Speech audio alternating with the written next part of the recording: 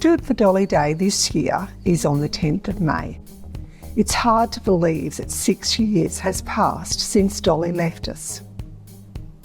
In that time though, Tick, Kate and Meg Everett have made sure that Dolly's dream and her legacy continues to gain momentum. This year, let's help them make a kinder, safer world for kids and communities across Australia. You can go blue, donate, organise a fundraiser, and most importantly, remember to be kind.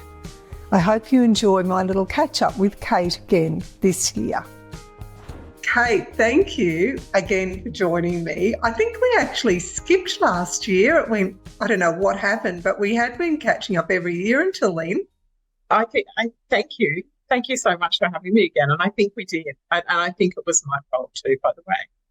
Oh, I don't know about that. I don't know. We all get so busy and then all of a sudden it's May and then, oh my gosh, it's here and I'm not going to have time to edit.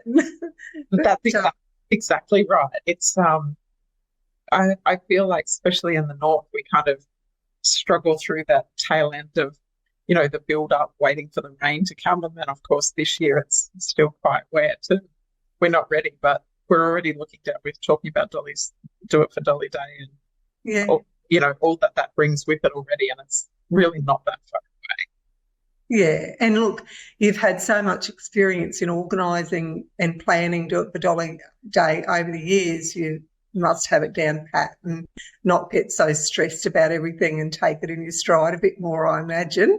I can very much take it in my stride, although I must give credit where credit's due, and I have an absolutely unbelievable team behind the scenes that do what they do well, and doesn't mean it's not chaos for us, but we can do it gracefully these days. Yeah. I'm going to obviously chat about Do It for Dolly Day shortly, but as always, I have a few other little questions for you beforehand, Kate. And I have been thinking lately, we're all given choices at times, and I've had times in my life when I can pinpoint the exact time I was given the choice. And what I'm wondering is, did you and Tick come to a point where you had that you remember a choice where you were going to either sink or swim? I feel like I think we've had a couple of crossroads, to be honest. In the very, very first hours,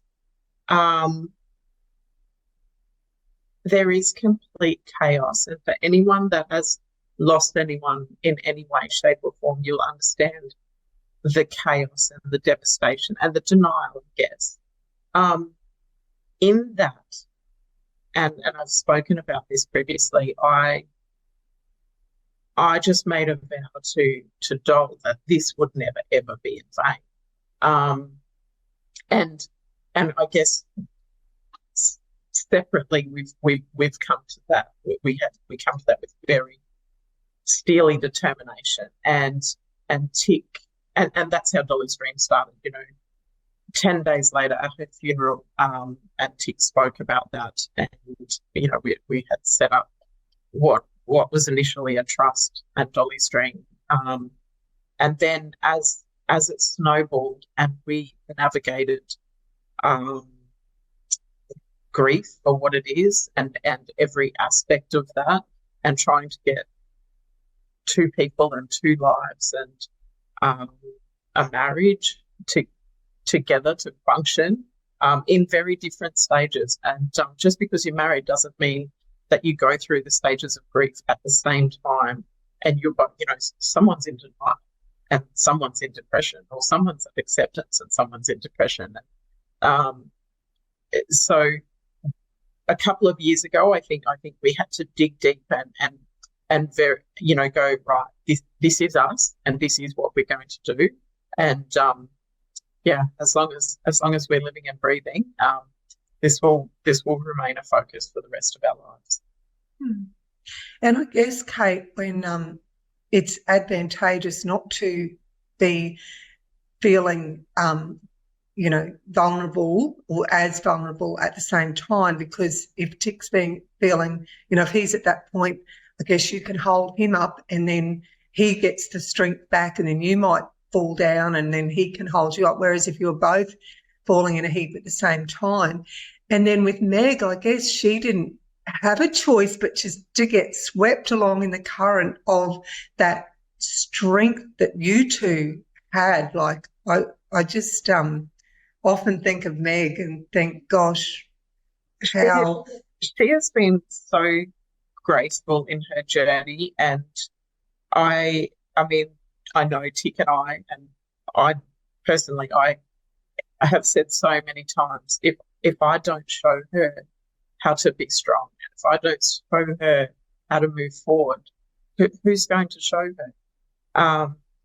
But by the same token, I just look at her and I think of all the challenges that you've had to overcome in your short life, and you're this, beautiful, strong powerhouse of a woman that can, whatever you set your mind to, you're achieving. And so I really do admire her, and I probably use her as an idol. As we've quite often got older women that are our idols. We hold ourselves accountable, but look, she is an amazing girl, and I hope we've given her enough protection to give her somewhat of a normal life. And yeah, when she has helped out and done some media and some stories for us, they're always so personal, and there's a vulnerability, but her strength is incredible. So look, she's a pretty cool girl. Yeah, and I'm sure, she channels that from you and Tick. So it's been incredible to watch the growth of you all, if that's what, how we should look at it, I guess. Kate, one day you'd sent me a message and you were on your way to Jakarta, and I was thinking, I'm such a homebody and such a sook, but it's changed you, it's put you out there more. So how has all this, the journey changed you with what you can do now that you probably thought you could never do? Oh gosh, it has. I guess with the message, we wanted to, spread our journey, I guess, and to so other families didn't have to. And the only way to do that was to get out in public. And I 100% agree with you. I am a homebody.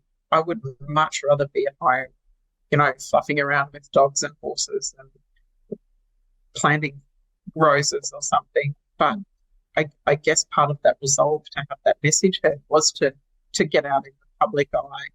I'm the world's greatest procrastinator whilst unpacking my car, but once I drive out that gate, it's definitely with a mission, and it doesn't matter whether I'm presenting for Dolly Stream or my work with animal health.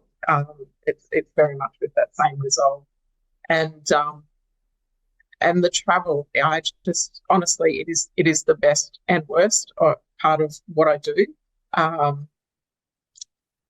I presented last week. My programs manager Amy and I presented some workplace bullying workshops, and which was a first for us. And I had a young man come up afterwards and thank me, and he was very emotional. He was helping me pack my stuff in my car, and he said, I've lost three of my three friends to suicide. And I just looked at him and thought, gosh, cannot possibly be 20, and how absolutely terrible. And I said, look, it's never easy, and I'm sorry it's so late in the day. And, was sort of talking through some of the content with him. And he said, I just think this is the most amazing thing I've ever heard, that you have the strength to stand up there and talk about it and encourage us to talk about it and not internalize this and become the next person. And so I guess when you have those kind of interactions, would I take that over staying at home? I would take spreading that message every day of the week. Kate, I was watching the new campaign this morning and for Do It for Dolly Day, and oh my gosh, it is absolutely amazing. And I had goosebumps, and throughout the morning, every time I've thought of it, I've had goosebumps. And so, talk me through the campaign, what you're planning for Do It for Dolly Day this year. So this year, even though I said that we are quietly all staying in our lanes and doing our job, I think this year we have bitten off a lot. So this year it's Go Blue, and we are combining this with Beef Week this year. So somehow we're going to navigate the monster that Beef Week is. As you know, it's the biggest cuddle event in the Southern Hemisphere. And we have Dolly's Dream there. We'll have a few of our people, our programs manager and my manager and myself and Tig will all be there. And like we've done previously, we're asking workplaces to step up. We're asking schools to step up. It's more about the awareness, and I know this fabulous fundraising comes from this. But look, yeah, a big focus on let's see how much of Australia we can make blue this year. Mm-hmm. That'll be an amazingly huge platform for you to put yourselves out on, and you will be very, very busy, I imagine. It's usually a whirlwind of a day, and it's very emotional. And every year, don't get me wrong, it is easier, and it's not in the same. You're always exhausted, and that just the emotional journey of the lead up and the day. So Friday at Beef Week is absolutely massive. So just that combination, I know that look, I think we'll have an early night that night. I don't even know if Green Team will be able to fix that day. It's going to be huge. I'm really excited, and I'm actually so proud of our team for putting themselves out there too, and being willing to experience that, because as part of the team, they hear so many stories and that emotional connection with people. So I'm super proud and of their ability to leave their families in Melbourne and come on this little journey with us this year. Yeah. So it's been very exciting. I was actually going to say they're all from Victoria, aren't they? That's where based. So that's amazing. I mean, we needed a headquarters somewhere. As you know well, it is really hard to run anything when you've got people, whether it's a camp draft or a charity. You've done that yourself, and having people spread everywhere. So I was so most of my team is Melbourne. I do have one in Brisbane, and then of course Tick and I are wherever in the world we happen to be. So we're the ones they need to keep track of. Kate, can we just talk about bullying for a bit? So something was on Instagram the other day, and there was a mum that had said how she was called up to the school, and it was her child that was actually doing the bullying, and how devastated she was. And it's as devastating for the parents of the child that's being bullied as it is for the one that is doing the bullying, isn't it? What are your thoughts? Look, absolutely. And I guess as always, I always go back and, sort of read some stories about where we've come from. And I noted that there was a comment on a story from 2018 that schools decided that bullying was too hard to control, and most parents did not want to admit when it was their child that's bullying.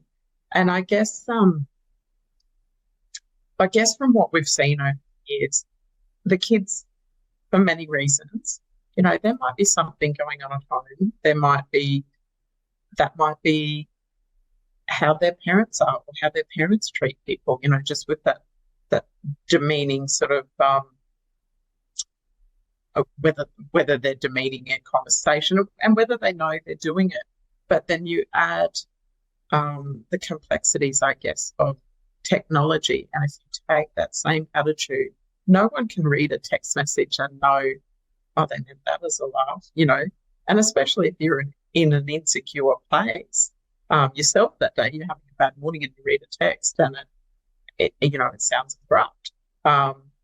And I guess kids don't have that understanding, but it is absolutely devastating to have, to find out that your child is on the giving end. And I guess what we would encourage people to do, and we have done since the start, is really be connected to your kids and have an understanding of what they're doing, and just be aware of how you speak. Or, you could be in the car and have a road rage moment, and next to that, your 5-year-old is copying you in the back seat. So it is a learned behaviour, or something that you think is just happening in your house. It's all private, and it might be emotionally affecting your child, and they're then taking it to school, and the way they're dealing with their emotions is, bullying another child. So it's confronting, and I just would encourage parents to, have those hard conversations with their kids, and start to, okay, so how would you feel in this, and have and start teaching that empathy, I guess, from home. It's not all up to our school teachers, but it's a whole of community kind of approach. This mum went on to say, and I think it was the most crushing part of the whole thing for her, apart from realising that her son was doing the bullying, but when she talked to him about it, and he said to her, "I don't like myself very much." And as a mother hearing that's devastating. So, I guess to try, and do you agree, to try to prevent a lot more bullying, we need to support those people, those kids that are the bullies, and get to the root of the problem, why they're doing what they do. Oh, absolutely. And, like I said before, it's about having that connection with your kids and recognising, that things may be off at home. And, at home he may have been slightly more angry, or he's, for whatever behaviours he's displaying. And obviously he's might not have been getting that, that emotional support that he needed at that time. And then so he's displaying that at school about, I don't like myself, so I shouldn't like anyone else. And so, look, there's no shame in it. I think there's shame in not addressing it, or blatantly denying that your child, has a problem. But I think any mother wants their child, any parent wants their child to be better, and asking for help isn't easy. But I can assure you, it is so well worth it, and working through that stuff. And just because they're the bully doesn't mean that they're immune to, suicidal ideations or whatever. That's their way of controlling their emotions. And look, they deserve as much help as the ones being bullied. Mm. I'm very heartened to know, especially in the state school system, I suppose, that the emphasis that they put on and the importance that they put on having a school counsellor on staff, and to encourage those kids who might be feeling like they're not very nice people to go and talk to them and have that open line of communication without judgment too, because I feel like it's just through understanding ourselves and understanding where we're coming from that makes us better people. Do you think that? Absolutely. Yeah. I don't want to keep harping on about technology, but I do think that we're moving down this road where we all do become a little where conversation probably isn't as easy. I mean, there's households that are great and, they just have tech-free times. I mean, when we were kids, tech-free time was like the TV's not on while we're eating dinner. And, how many times has everyone sat down to eat lately and there's a mobile phone on the table. So I guess really building that connection and really developing conversational skills and the ability to deal with emotions is part of the resilience building for children. And, when they get into these situations and, hopefully they'll have the empathy and the ability to go, okay, so Sally's having a bad day and, I might just need to sit with that for a while, or I need to go and get help. They need to be able to recognise signs and go, I'm not the person to deal with this, or that was really angry and that was not okay. Can I help you, or do I need to go and get help? And there's so much going on for kids. I think they've probably got more on their plate than we did. We could go home and they are exposed to it all the time. So, and unfortunately, with the advancements of technology, sometimes the emotion isn't passed through the message well. Even in group chat situations, there's bound to be someone that's offended by either the language or their interpretation of a message, and just having those conversations to teach our kids to be more empathetic, I think, is so important.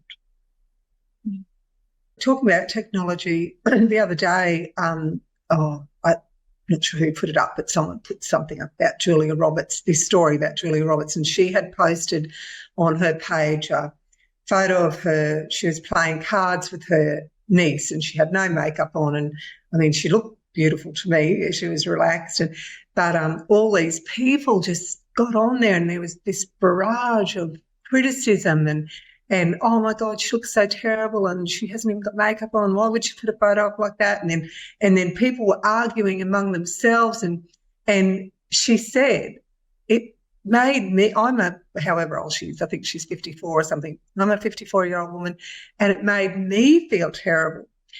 So how does that make kids feel? How do they navigate their way through that? Because, I mean, it was just beyond ridiculous. And I actually experienced it once here. There was a dog dumped, and it was a black Kelpie, and I put some food out and I put a camera up to where it was, and then I posted the photos on the Moranbah community notice board. Well, the criticism that I got from posting these photos, and that's a dingo, and why would you be feeding a dingo, and all the farmers will hate you, and then there were people sticking up for me and people that were getting stuck into them, and I just thought, this is crazy. What sort of society do we live in where adults do this? Absolutely. It's frightening to think, and it's almost like people just, I mean, there are people out there that this is their life, you know, just cruel comments, and it's almost part of that's their culture, which is poor. And I guess all I can say to kids and probably parents is talking about how algorithms work. The more you open those junk articles on whatever social media platform, the more the algorithm will decide that's what you need to see.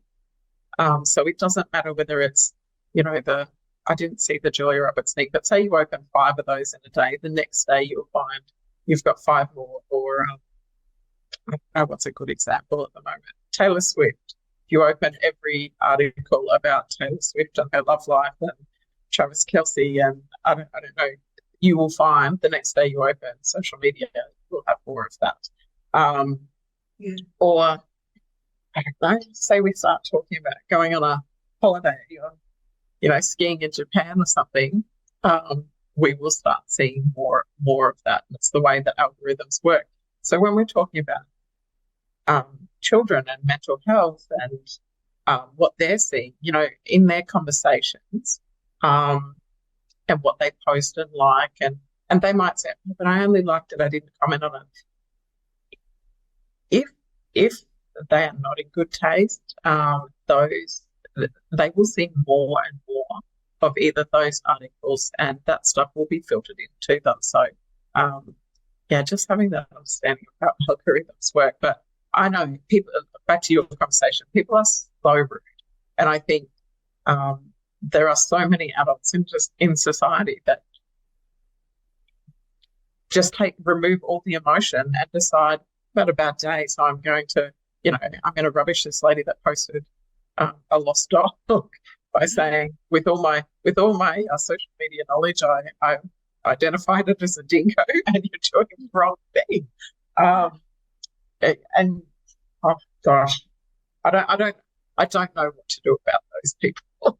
I think people just need to become a bit more mindful and aware of how they're reacting to things, you know. And it probably sounds a bit woohoo when I'm like, you know, we need to be empathetic and we need to be mindful, and, you know, we need to show compassion, but it's absolutely not. You would not walk into a room full of people and just start wiping off about the dog being a dingo. You would, you know, you just wouldn't. And you would find, if that did happen in a face-to-face kind of a scenario, 9/10 of the room would kind of go, we're not sure, and maybe you could just calm down. Yeah. So, Kate, I know that you, especially during this campaign, highlights the importance of speaking, even if your voice shakes, which were Dolly's beautiful, beautiful words. But could you just remind us, please, if there's a child out there who's being bullied, how they should handle what's happening to them?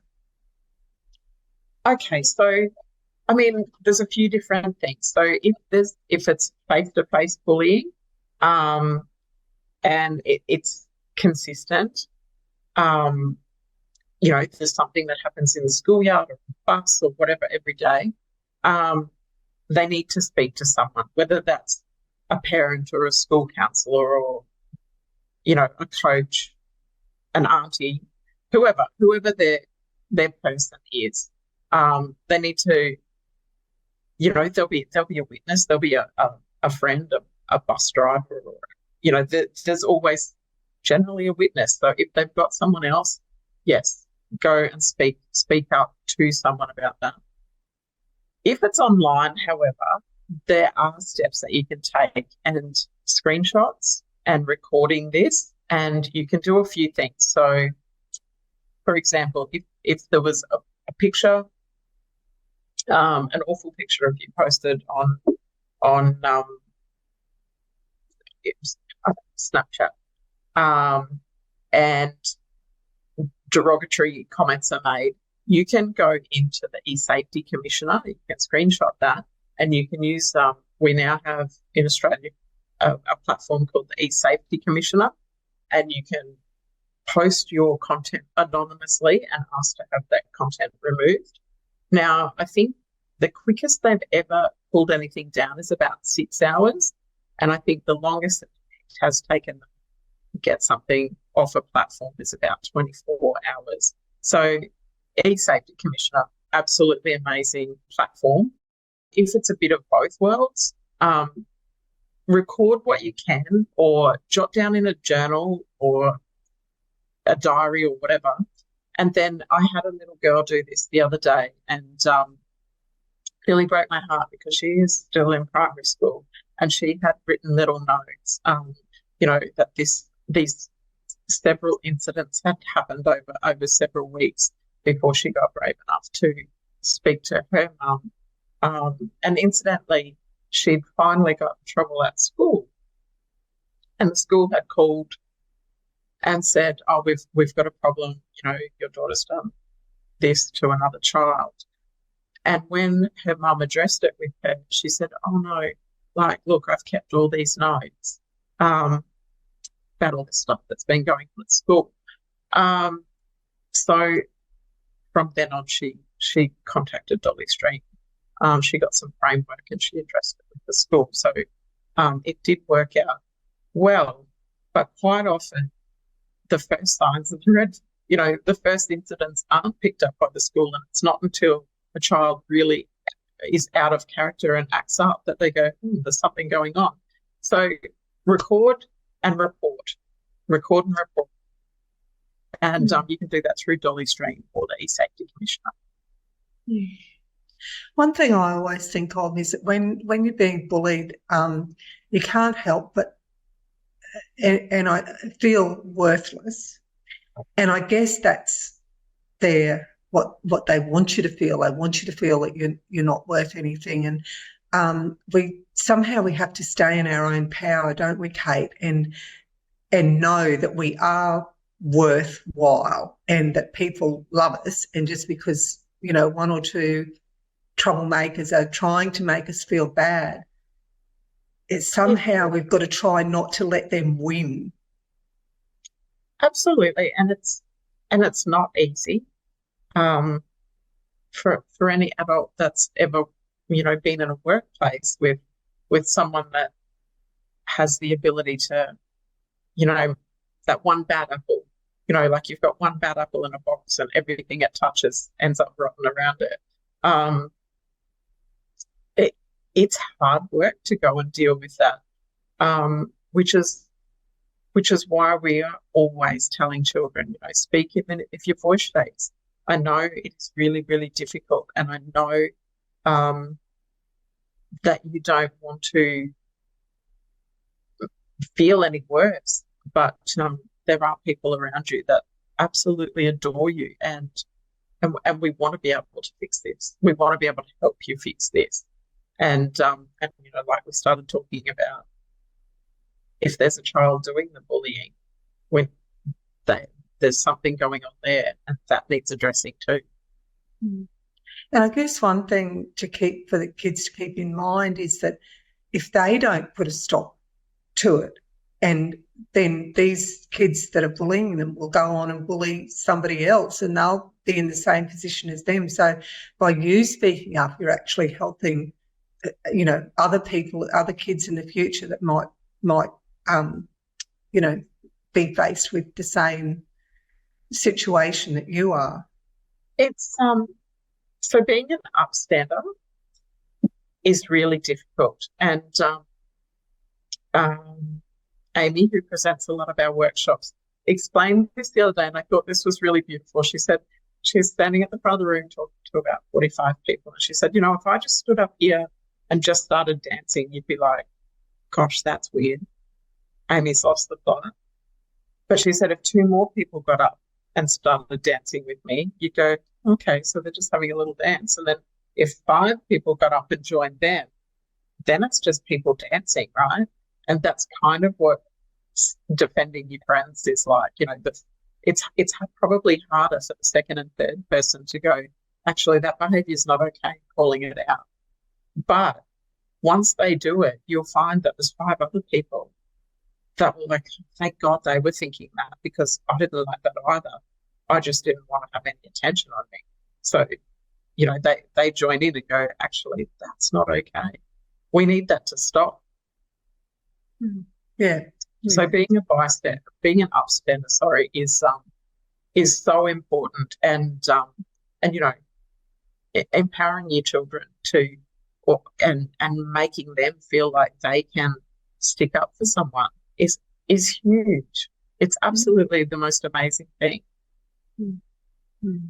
Yeah, that word empowerment, it's an incredibly empowering word. Yes. Kate, do you feel like Dolly's guiding you through all of this? Yeah, there's definitely days where I wonder whether we're doing the right thing by ourselves, doing the right thing by Meg, or and to be fair, the best information someone gave me at the very beginning when we started this was never read the publicity, never read it. And I did have a quick read, and I read the comment section last night. I was upset with myself because there was a lot of stuff that I haven't known for 6 years. But then I have these moments where I was in an airport, and I feel like it was Sydney, and I was completely exhausted, and it had been a tough enough week, and by all accounts from all the experts in the world, I think we're about 3 years into Dolly Stream, and that was going to be the end of the road. Everyone said it would be done, it'd be wrapped up in 3 years. Look at the greats that have gone before you have achieved their last 3 years, and that's it. And so I was pretty spent, and you look out for signs, even though you're so spent. And Doll loved Mustangs like cars. And we come around this super crowded corner, and our gate to get on the plane is right there. And there's these cars, and there's these Mustangs all lined up. And it was part of something or other week that I know nothing about. I thought, oh my God, she really does want us to be doing this, and we are on the right track. So it can be that. And I do have moments where I'm like, yeah, she's right here, and she's okay with what we're doing. So yes, I do think that she plays a divine hand in what we're doing. Yeah.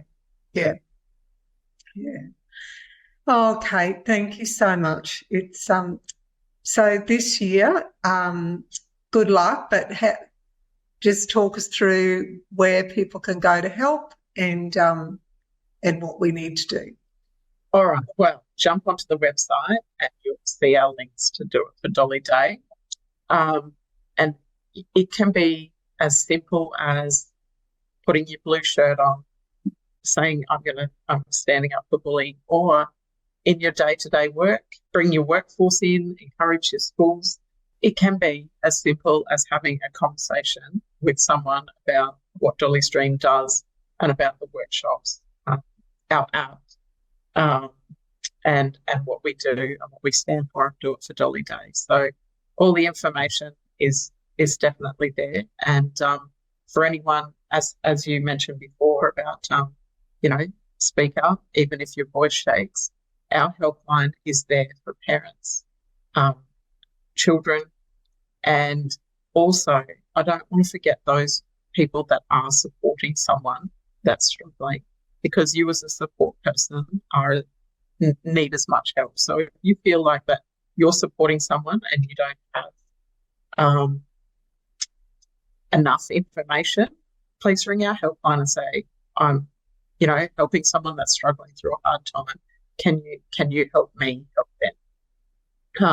So you can do all that through the website. Kate, it's incredible the giant that you four Everetts have created and continue to give breath to and help so many people. So thank you for doing what you do, and I hope that we all play our small part in that, in helping others and reminding people every day about Dolly.